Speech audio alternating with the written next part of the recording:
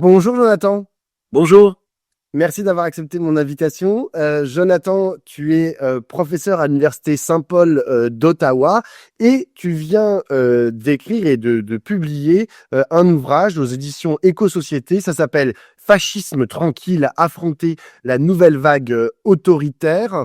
En gros, tu produis une analyse à la fois rigoureuse et scientifique, mais aussi hyper inquiétante des formes actuelles de l'autoritarisme que tu rattaches et compares, éloignes du fascisme historique pour essayer de se rapprocher au plus près en fait des réalités et des logiques du fascisme aujourd'hui. Ma première question, c'est que tu adjoins au mot fascisme l'adjectif tranquille. Mhm. Pourquoi est-ce que tu as choisi cette expression plutôt que celle de populisme autoritaire, d'illibéralisme, d'extrême droite, de gouvernement qui pourrait dire bon an mal an la même chose? Oui, en fait, mais mon livre porte sur la montée des courants autoritaires de droite qu'on peut appeler populisme d'extrême droite, démocratie illibérale ou autre. Mon livre porte sur le phénomène de façon très large, au niveau psychologique, technologique, économique notamment. Je m'intéresse à deux cas de figure, les États-Unis et le Québec. Mais dans la situation du Québec, qui est une province du Canada, on n'a pas une extrême droite organisée au même titre qu'en France ou dans d'autres pays à travers le monde. On a plutôt une forme de nationalisme conservateur, populiste, mais qu'on pourrait dire en quelque sorte fascisant, donc qui brouille les cartes entre la droite conservatrice et les courants d'extrême droite. Et une des thèses que j'apporte dans le livre, que je reprends des travaux de différents auteurs, dont l'historien Robert O. Paxton, c'est que le fascisme, pour le comprendre, il ne faut pas attendre d'être au point extrême, au point de la mise en place de régimes autoritaires, voire totalitaires, qu'il y a des camps de concentration ou un niveau extrême. Il y a différentes étapes préalables, en fait, qui mènent vers ça. Donc, le fascisme, il faut le voir comme un processus, comme un spectre, un continuum, qui commence par une forme d'émergence, d'enracinement. Après ça, il y a la prise du pouvoir. Et après ça, il y a l'exercice, la mise en place de régimes autoritaires au sens strict. Et quand ça se met en place, en fait, ça mène vers une logique de guerre impériale, d'extermination. Donc là, c'est le cas extrême. Mais moi, ce que je voulais faire avec ce titre, c'est de alerter en quelque sorte ou de garder un point de vigilance pour la population, de se dire, il faut pas attendre d'être rendu au stade, par exemple, de Trump actuellement, ce qu'il est en train de faire, pour se dire, ah, peut-être qu'il y a un risque avec les courants d'extrême droite autoritaire. Il y a quelque chose qui vient avant, qui prépare les esprits. Et c'est sur cette dimension, on pourrait dire, proto-fasciste, pré-fasciste, que je voulais mettre un peu l'accent dans mon livre. Qu'est-ce qui mène vers ça par la suite? On va revenir là-dessus sur les différentes phases de ce continuum que tu décris. Mais d'abord, tu consacres toute la première partie à travailler la généalogie en fait de ce terme fasciste. J'ai une double question. D'abord, en quoi le fascisme, on va dire, pris dans dans sa définition de processus, en quoi elle a des gémellités, des échos avec les fascismes du XXe siècle. Et deuxièmement, c'est aussi une question que tu abordes, en quoi cette qualification, notamment lorsqu'elle est invoquée, convoquée en fait dans le champ politique, est utile. En gros, elle est utilisée, dit très bien dans ton livre, elle est utilisée comme une insulte. Oh bah lui, c'est un fasciste, ça c'est un régime fasciste, et du coup, genre, ça permet de qualifier pour exclure, pour dire en gros, j'aime pas, et genre, je n'en veux pas. En quoi est-ce que toi, en l'utilisant, parce que ton objectif c'est aussi un peu un manuel, hein, tu dis c'est pour affronter, en quoi toi, le fait que tu l'utilises, ce terme de fascisme, en quoi tu trouves ça plus pertinent que ceux qui utilisent le terme fasciste pour disqualifier? Ouais, mais je dirais que ce terme, comme on le dit souvent, en fait, c'est un terme lourd, chargé, connoté lorsqu'on dit ça à quelqu'un pour traiter tel individu, groupe, parti, régime de fasciste, c'est pour le disqualifier d'une certaine façon, le critiquer néanmoins. Et parfois, c'est utilisé un peu à toutes les sauces, ce qui fait en sorte que ça peut mener à des formes d'abus de langage. Et c'est la raison principale pour laquelle beaucoup de gens, de la droite, du centre ou de la gauche, disent « Ah, attention, il faut être hyper prudent. On ne peut pas l'utiliser n'importe comment. Il faut qu'il y ait une série de critères, de conditions avant qu'on puisse l'utiliser de façon appropriée. Et moi, je dis, c'est vrai, il faut faire attention, mais dans certaines circonstances, et encore plus à notre époque, à l'heure actuelle, avec les montées des gouvernements d'extrême droite et du retour d'une forme d'autoritarisme décomplexé, il faut l'utiliser à nouveau. Je pense que pour nommer les situations, comme le dit cette expression au Québec qu'on utilise, il faut nommer un chat un chat. Donc, lorsque c'est face à nous, au lieu d'utiliser des formes d'euphémisme, de populisme, de dérive autoritaire potentielle, ainsi de suite, lorsqu'il y a usage de la violence, lorsqu'il y a une remise en question de l'état de droit, lorsque la concentration du pouvoir aux mains de l'exécutif, il y a un processus de purification, même ethnique aussi parfois. On parle de remigration, de grands remplacements, de déportation massive. Et là, en fait, je pense qu'il faut utiliser les termes appropriés pour s'opposer ou pour résister adéquatement à ce qui se passe. Donc, pour moi, je fais une forme de réhabilitation de ce concept dans la conjoncture contemporaine. Mon livre porte pas beaucoup sur ce qu'on appelait le fascisme historique, donc c'est-à-dire les régimes de Mussolini, Hitler. Il y a beaucoup de parallèles qu'on peut faire entre les deux, voir quelles sont les ressemblances, les différences.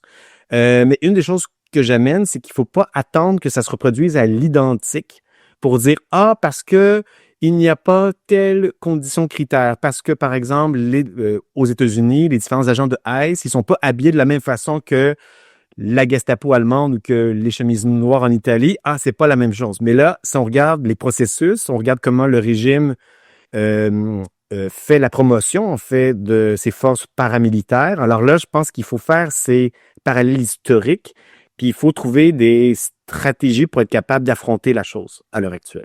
Euh, Est-ce que on peut parler de fascisme sans projet totalitaire explicite? En gros, est-ce que à la fois pour les États-Unis, pour le Québec et puis ça vaut aussi pour la France, est-ce qu'on peut être dans un processus en fait de fascisation à la fois des régimes, des individus ou des groupes sociaux sans que ça soit conscient? Oui, Ça l'était pour Mussolini et Hitler dans une certaine mesure. exactement. Ouais. Mais en fait, une des choses que j'amène au début du livre, c'est de dire que le fascisme, ce n'est pas en soi un totalitarisme. Disons que le totalitarisme est peut-être le point d'aboutissement extrême de ce régime. En soi, le fascisme est un projet autoritaire, donc qui appelle à une soumission à une autorité supérieure, amène à la restauration d'un ordre ancien, hiérarchique notamment.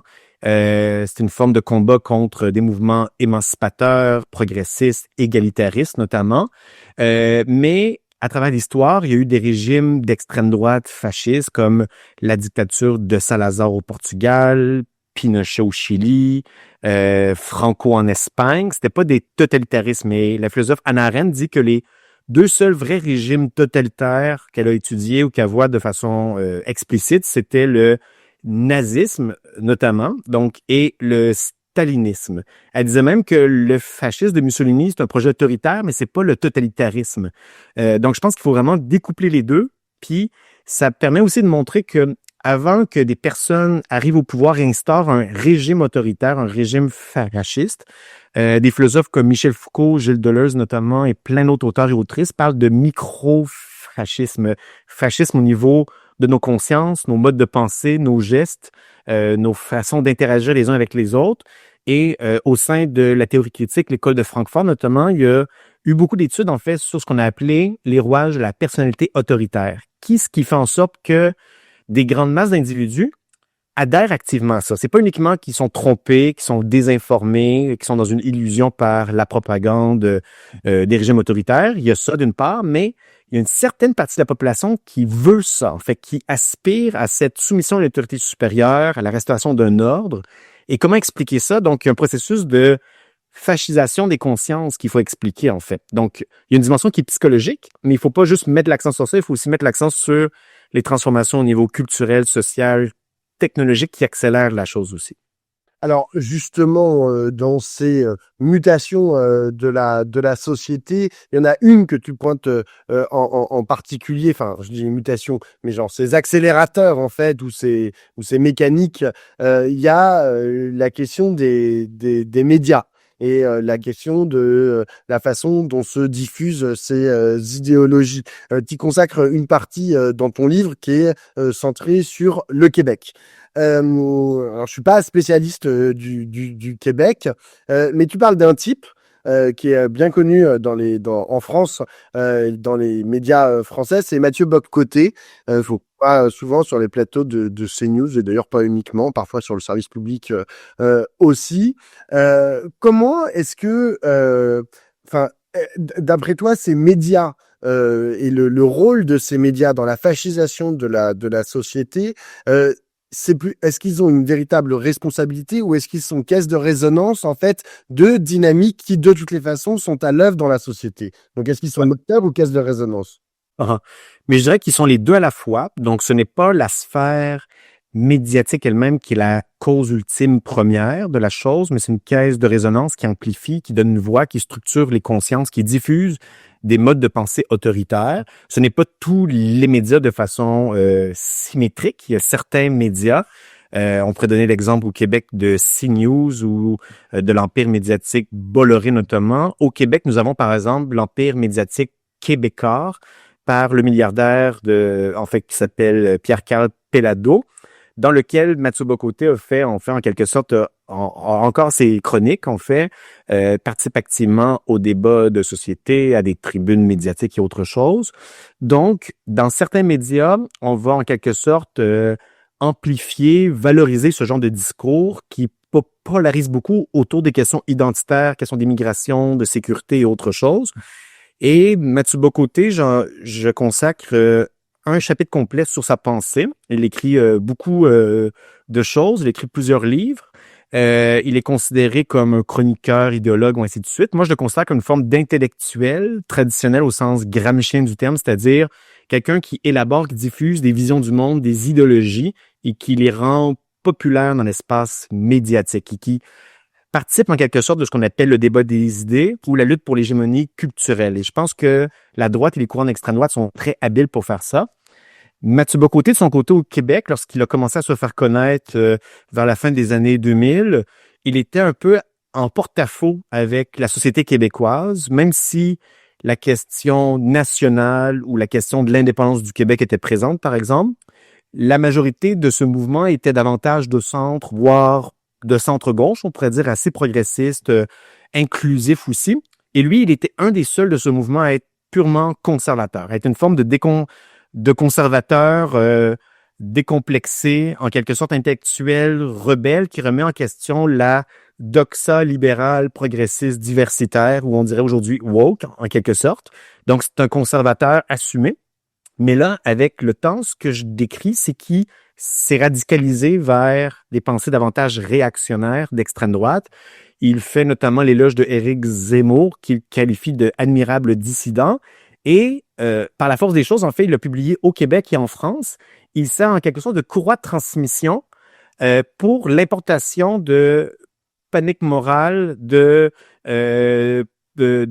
polémiques, de débats entre le Québec, la France et même les États-Unis aussi sur l'importation d'idées hyper conservatrices. Et là, le fait qu'il occupe le poste que Éric Zemmour occupait à l'époque et qu'il tient un discours extrêmement proche de ce que Éric Zemmour dit aussi ou que l'extrême droite française, ça fait pour moi en fait une forme d'intellectuel qui brouille les cartes ou qui essaie en quelque sorte de créer des liens entre toutes les droites, entre la droite conservatrice et les courants d'extrême droite. Et au Québec, on le voit encore comme un simple conservateur, alors que pour moi, il est rendu déjà beaucoup plus loin. Et pour moi, je pense que c'est une des figures, mais ce n'est pas le seul. Il y a toute une armée de chroniques d'opinion, de gens qui diffusent ce genre de discours dans des médias indépendants, des podcasts, des fois des grands médias de grande écoute aussi. Donc ça amplifie comme caisse de résonance ce qui se passe. Mais après ça, il y a beaucoup d'autres choses aussi. Je peux pas dire que la montée extrême droite est causée par quelques individus, par les médias principalement. Il y a tout des processus beaucoup plus larges à l'œuvre. Oui, on va revenir en fait sur la question de nos systèmes économiques, du capitalisme et donc enfin auquel tu consacres aussi une bonne partie de ton livre. Mais d'abord sur le Québec,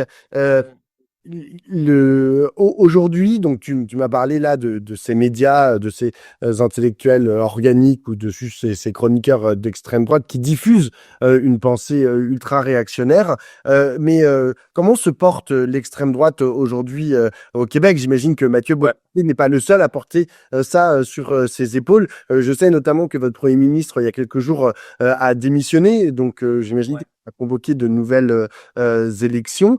Euh, comment est-ce que toi, tu analyses les choses au Québec? Et ce, bien évidemment, puisque tu m'as parlé des ponts entre les États-Unis, le Québec et la France et le Québec. Est-ce qu'il y a, tu vois aussi se converger, en fait, quand on dit le mouvement réactionnaire mondial, Mondial, ouais. voilà, l'axe réactionnaire dont parlait par exemple Emmanuel Macron, est-ce qu'il passe aussi par le Québec?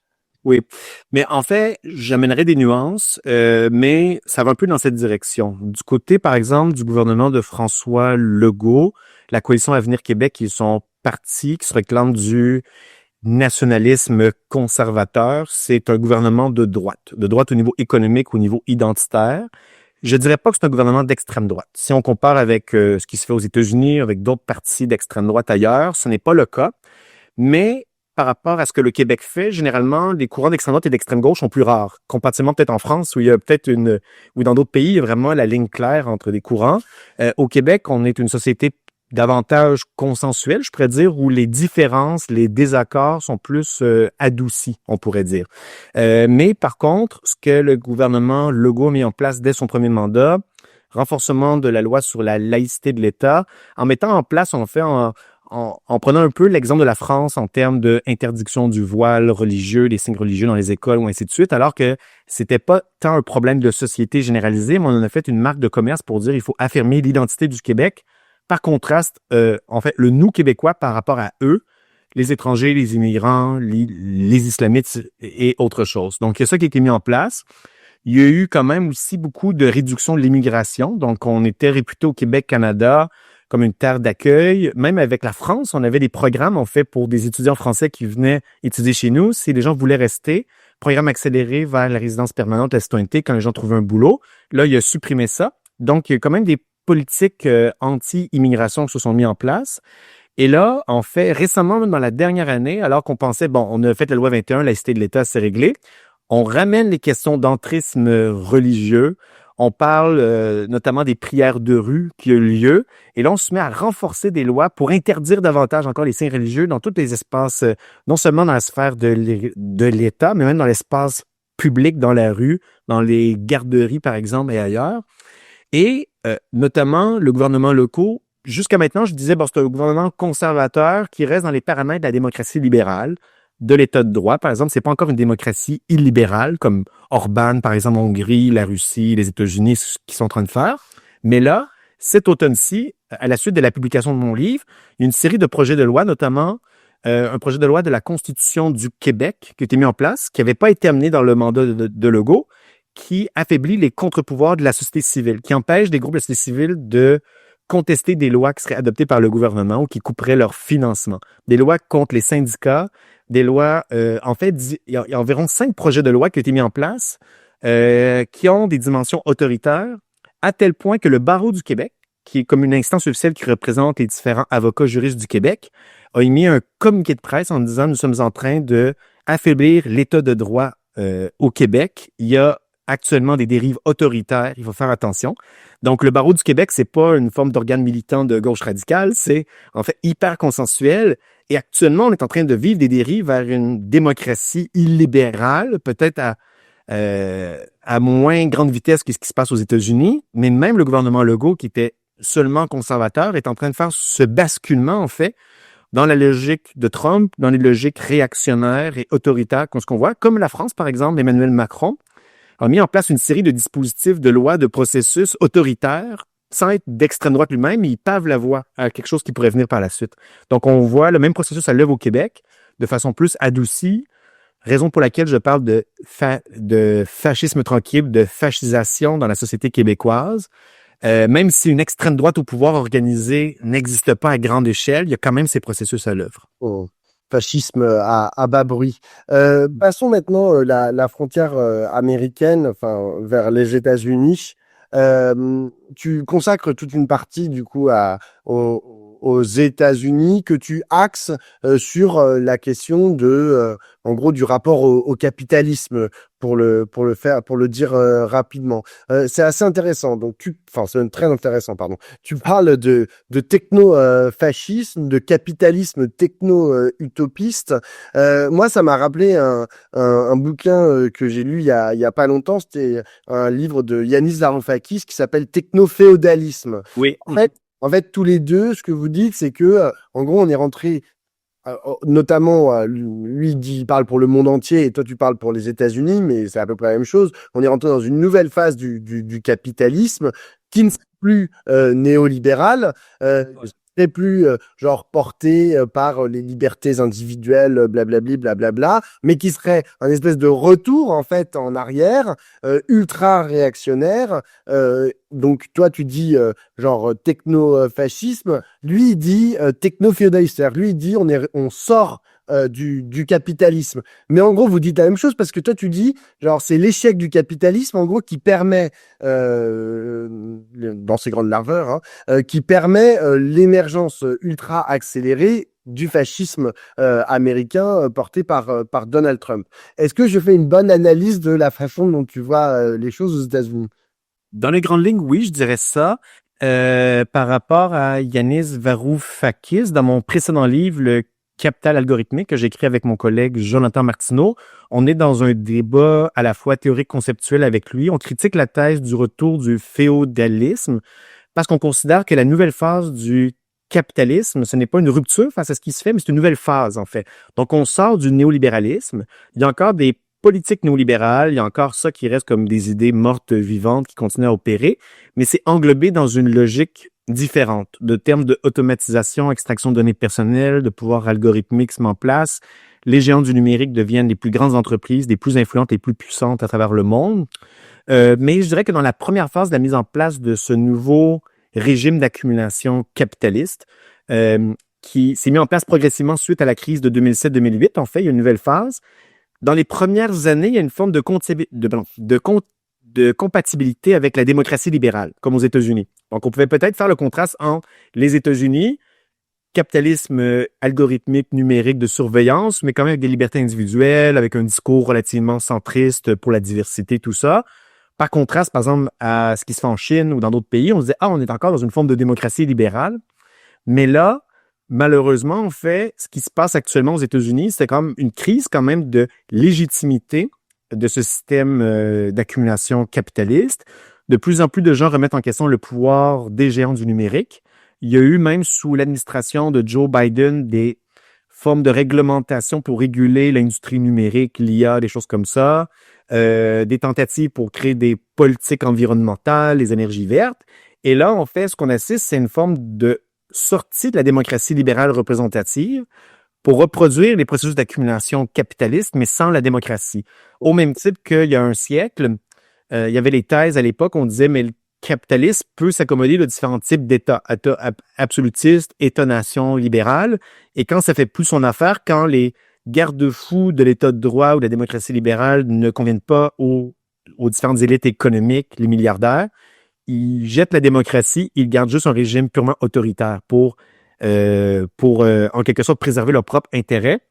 Et ce qu'on assiste aux États-Unis à l'heure actuelle, et ça s'est vu de façon extrêmement visible lors de la cérémonie d'assermentation de Donald Trump, tout le gratin des dirigeants de la Silicon Valley, des milliardaires et tout ça était présent. Et une forme d'alignement très, très fort, en fait. C'est pas...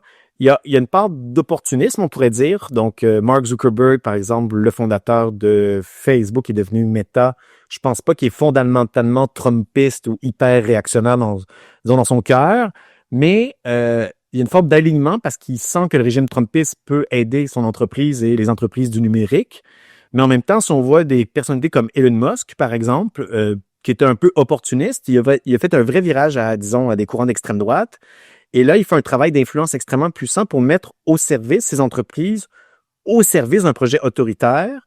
Il va même intervenir du côté de l'Europe avec l'Allemagne pour encourager les gens à voter pour l'AfD, l'Alternative for Deutschland, donc pour voter pour l'extrême droite, même en Grande-Bretagne. Et actuellement, en fait, il y a une convergence de cette internationale réactionnaire dont les élites de la Silicon Valley font partie de façon intégrante. Puis il y a un seul élément. Juste Ouais. si tu me permettre, là, tu sembles dire que ces élites de la Silicon Valley, ils font partie de cette international réactionnaire sans véritablement adhérer au projet qui est celui de Donald Trump ou de cette international réactionnaire? Certaines personnes, par exemple, je ne sais pas si on a les dirigeants de Google, Apple et autres, je pense pas qu'ils sont fondamentalement d'extrême droite, disons, dans leur mentalité, dans leur façon de penser. C'est plus par opportunisme. Mais certaines personnes de la Silicon Valley, dont Elon Musk, Peter Thiel notamment, et d'autres gens, ils font des alliances directement avec des courants d'extrême droite, puis ils le sont aussi dans leur tête. Et ce qui se produit à l'heure actuelle, puis j'en parle un peu dans le livre aussi, c'est que le néo-fascisme américain prend une couleur différente. Il y a des idéologies, en fait, qui circulent, qui sont pas très connues du grand public. Il y a des livres qui commencent à être écrits, publiés à propos de ça, notamment sur les lumières sombres, ce qu'on appelle les Dark Enlightenment. Donc, en fait, c'est des idées qui viennent de Nick Land, philosophie accélérationniste, de Curtis Yarvin, qui est un YouTuber à la base, un autodidacte, c'est pas un universitaire, mais qui a eu cette oreille de dirigeant de la Silicon Valley notamment, et qui est d'abord une philosophie qui se dit en fait néo-réactionnaire, qui est accélérationniste à la fois. C'est comme à la fois, c'est drôle parce que c'est pas juste un retour en arrière, comme ce que Trump espère, c'est en même temps une fuite vers l'avant dans un techno-optimisme ou utopisme en fait, et c'est les deux à la fois. Donc c'est ça qui est étrange un peu, c'est comme on veut restaurer des formes anciennes, quasi féodales ou en fond qui précèdent le siècle des Lumières, on pourrait dire. Mais en même temps, on se projette pour aller conquérir Mars, construire des robots, aller vers l'IA, aller vers la conquête du monde.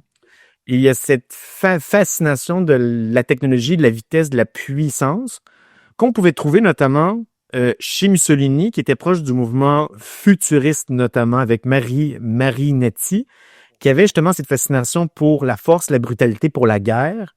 Donc, il y a vraiment cette alliance qui se rejoue. Ouais. Et les nouvelles formes aussi, il était La nouvelle forme aussi, c'est ça.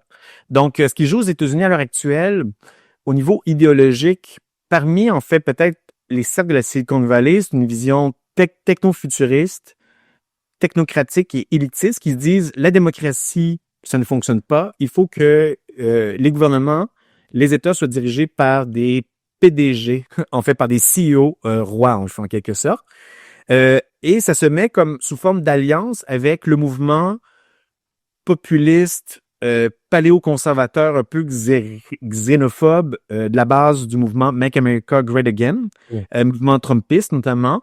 Puis je dis en fait que c'est comme une coalition un peu étrange parce que les deux s'entendent pas tout à fait. On a vu en fait des points de rupture dans l'année 2025 où les deux s'entendent pas sur la question des visas pour les immigrants. Les deux, en fait, il y a certaines personnes du mouvement trumpiste qui n'aiment pas Elon Musk parce qu'ils le trouvent élitiste. Ils sentent qu'il profite un peu du mouvement élaboré par Trump. Donc, c'est une coalition au sens fort du terme. C'est des intérêts différents qui tentent de converger dans un même projet réactionnaire. Mais je pense qu'une des voies pour la gauche, ce serait de contribuer à accentuer ces divisions internes de la droite et des courants d'extrême droite, en fait. Ah, justement, c'était la dernière partie que je voulais aborder avec toi. C'est la question de, bon, bah, on fait quoi face à tout ce que tu viens de décrire, face à tout ce que tu décris dans le livre. C'est l'objet de ta dernière partie.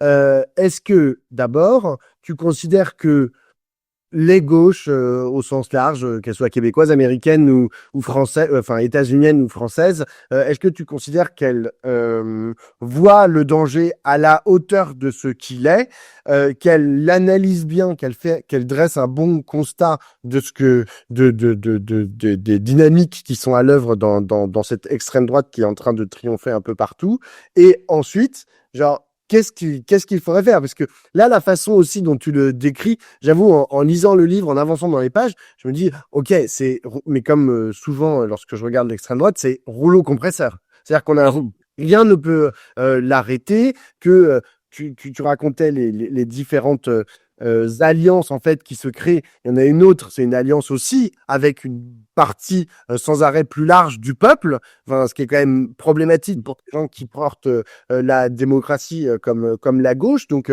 comment est-ce qu'on fait pour résister? Ouais. En fait, il y a plusieurs axes, fronts de lutte, je pourrais dire, et le livre, je l'ai écrit il y a un an environ, l'automne 2024, durant la campagne présidentielle américaine. Au Québec, il y avait ces discours anti-immigration. Je me dis, ça s'en vient. Et là, quand c'est arrivé, j'étais en train d'écrire le livre, Trump arrive. Et là, tout ce qui se met en place, je me suis dit, il faut que ce livre serve à agir, résister, proposer des pistes. Donc, ça a été pour moi une sorte de catalyseur, on pourrait dire, pour amener ma propre anxiété, mon sentiment d'impuissance, pour dire, il faut agir. Et là, il y a 3 chapitres du livre où j'amène différentes choses. Notamment, je dis que les gauches au pluriel dans les différentes sociétés occidentales se sont un peu divisées dans les dernières années, notamment autour de la question, est-ce qu'il faut articuler la lutte de classe en priorité? Est-ce qu'il faut aller vers les luttes des groupes minoritaires pour leur émancipation, reconnaissance? Et là, tous les débats sur la gauche woke, anti-woke, universaliste. Et là, ce que j'essaie de faire, en fait, dans le livre, je propose pas disons, de solutions ultimes qui répondraient à tous les problèmes, mais je disais qu'il faut un peu intégrer les deux. Il faut arrêter de dire c'est soit la lutte de classe, soit la lutte contre les discriminations. Il faut essayer de surmonter ces divisions internes de la gauche, puis à la fois dans les discours, les théories, mais à la fois dans des coalitions concrètes, en fait. Donc, on n'a plus le luxe de se disputer, se chicaner entre nous, de accentuer nos différences, qui est le plus privilégié, tout ça. Il faut créer un front commun de toutes les gauches et même des forces qui sont pas nécessairement socialistes, communistes et autres, des forces qui s'opposent à des courants autoritaires d'extrême droite. Donc, il faut créer des coalitions larges. Autre élément que je nomme notamment, c'est qu'il faut créer une forme d'imaginaire aussi. Une des forces des courants d'extrême droite, c'est d'offrir un genre de grand récit sur le fait de restaurer une grandeur perdue de la société.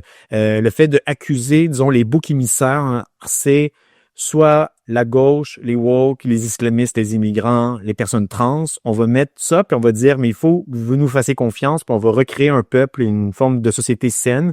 Ça va bien aller, faites-nous confiance. La gauche, elle doit restaurer un discours, d'après moi, qui reprend un peu plus la ligne de lutte de classe. Donc, on peut reprendre cette logique-là, ou sinon parler d'oligarchie notamment, donc de concentration extrême du pouvoir.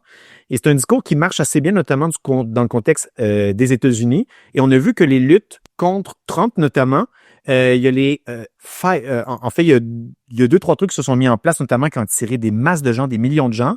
C'est les mobilisations No Kings, donc pas de roi. On veut pas de roi, d'autocrate, de tyran aux États-Unis. Et aussi le Fighting Oligarchy Tour. Donc, les grandes tournées combattent l'oligarchie parce qu'aux États-Unis, en fait, dans ce contexte-là précis, il y a une convergence des oligarques de la Silicon Valley, des milliardaires, des hommes plus riches du monde avec l'administration de Trump de façon consanguine. Il y a vraiment cette oligarchie au même titre que ce qui se passe en Russie ou ailleurs. Donc ça, c'est un discours qui fonctionne aux États-Unis. Je dirais pas que c'est le discours pour tous les pays comme tel, mais avoir l'idée d'une oligarchie contre la démocratie qui sera en quelque sorte l'auto-organisation du peuple, les gens qui veulent améliorer leurs conditions d'existence, se battre contre cette augmentation du coût de la vie, que ce soit à travers la crise du logement, de la sécurité alimentaire, avoir des services publics accessibles, gratuits, ainsi de suite. Donc, on a comme un discours, je dirais, à reconstruire à gauche pour inspirer, mobiliser les gens et dire le problème, c'est pas les immigrants, c'est les milliardaires.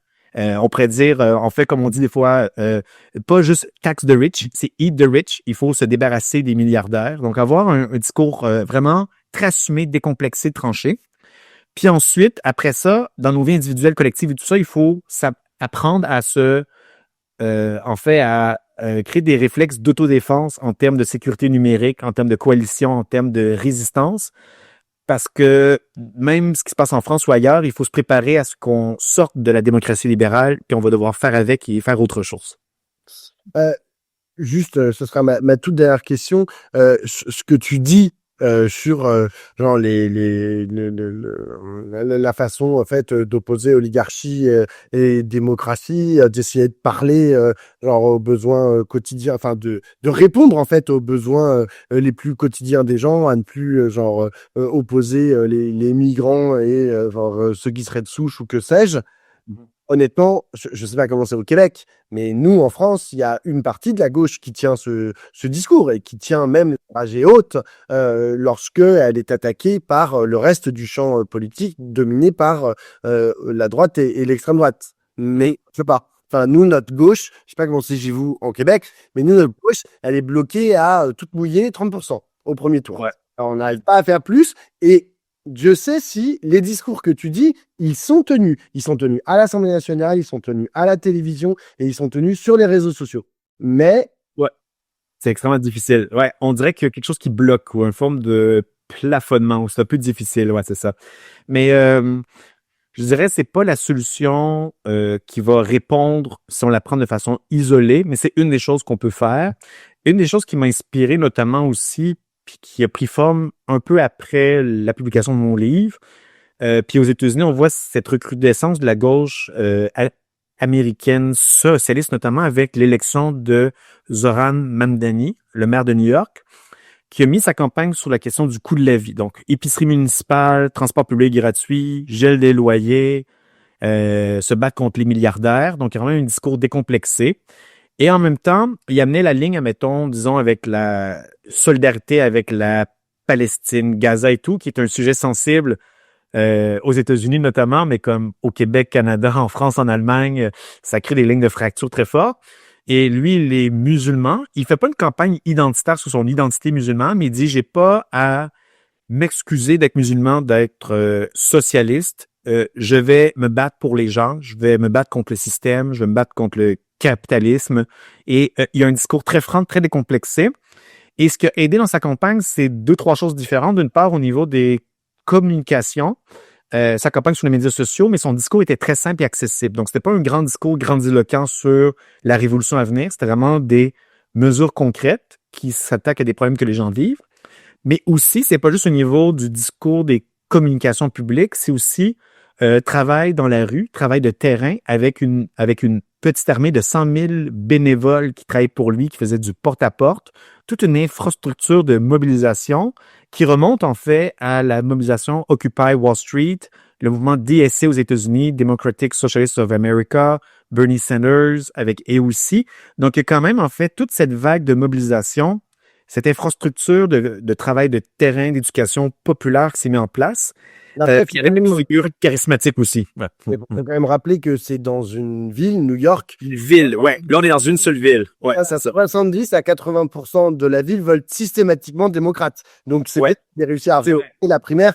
Une fois qu'il avait le label démocrate, bon. Après la primaire, c'est ça, ouais. Voilà. Mais l'establishment démocrate était contre lui. Ouais. Je suis pas sûr que Zoran Mamdani ou une personnalité comme Zoran Mamdani puisse avoir autant de force pour tous les États-Unis. Rust Belt, genre, ou je sais pas où, dans le reste des États-Unis, dans les États-Unis qui votent Trump. Ouais. Je veux dire, ça serait compliqué. Ça peut être lui, c'est ça, ouais. C'est ça la difficulté, c'est de réussir, en fait, à avoir un discours, comme tu dis, rassembleur et transcendant, mais qui puisse aussi être transcendant par-delà, en fait, les électorats qui votent traditionnellement pour la gauche, qu'elle soit américaine, québécoise ou française. Et c'est là qu'est la difficulté. C'est extrêmement difficile. Et peut-être je peux conclure avec ça de façon brève. C'est le point, je pense, qui achoppe pour reconstruire une gauche large, transversale. Une des choses que j'ai amené dans mon tout premier livre, qui s'appelle « À nous la ville » de 2017, qui parle du municipalisme, c'est qu'il faut quand même, avant peut-être de se rendre à l'échelle nationale, élection présidentielle, législative et autres, construire en fait cette alliance en fait entre la ruralité, les campagnes et les villes, en essayant d'élire, en fait, des candidats, des candidates de gauche assumés, décomplexés dans plein de territoires et en quelque sorte faire une guerre de position pour essayer vraiment de créer un mouvement beaucoup plus large. Et je pense qu'aux États-Unis, notamment, c'est quelque chose qui est en train d'arriver. Il y a plusieurs villes, en fait, qui étaient historiquement démocrates, mais plutôt, bon, de centre ou de droite, mais là, qui sont amenées par des jeunes figures de la gauche qui reprennent le pouvoir. Et je pense que, notamment avec les élections municipales qui arrivent en France, je pense qu'il y a vraiment un travail de priorité, notamment dans les grandes villes, mais aussi peut-être dans des toutes petites communes, territoires, faire élire des listes participatives, des coalitions larges de la gauche, pour essayer de reconstruire, en fait, cette effervescence-là. Mais ultimement, si le pouvoir est encore concentré à d'autres échelles, ça va pas suffire. Il faut aller à d'autres échelles par la suite. Mais je pense que ce travail-là, en fait, de la base qui doit être fait. Donc, c'est ça. Eh ben, merci beaucoup, Jonathan. Je rappelle le titre de ton livre, Fascisme tranquille, affronter la nouvelle vague autoritaire. C'est aux éditions Éco-Société. Merci beaucoup. Merci beaucoup pour la discussion.